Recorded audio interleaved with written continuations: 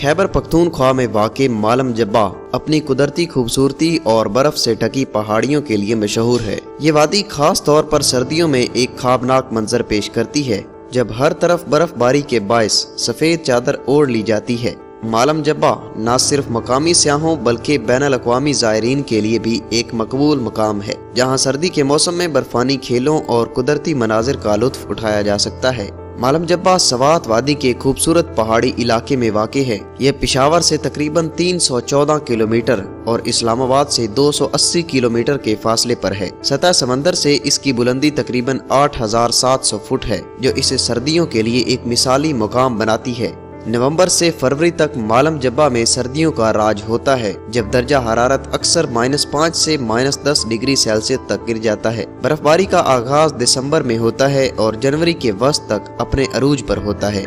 मालम जब्बा की बर्फानी पहाड़ियाँ एक दिलकश मंजर पेश करती हैं, जहाँ हर तरफ बर्फ की चादर तनी होती है। ये पहाड़ियाँ सयाहों के लिए निहायत दिलकश और सुकून बख्श हैं।